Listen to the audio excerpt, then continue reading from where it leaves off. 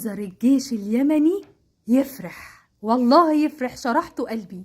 بس أكيد بالتأكيد بيسألوا نفسهم يا ترى اللي احنا رايحين لهم دول جيشهم قوي؟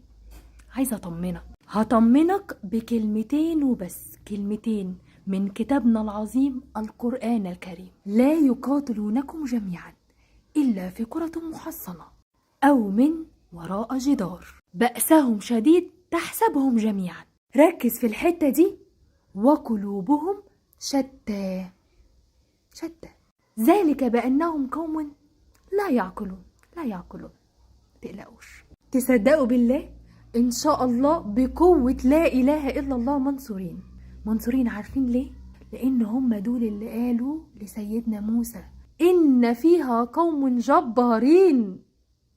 يا جماعة هم والله، وإن لن ندخلها حتى يخرجوا منها. والنبي اطمنوا، المفروض كلنا كعرب والله نطمن، اطمنوا والله، اطمنوا والله العظيم، ما في أخيب منهم، والله ما في أخيب منهم.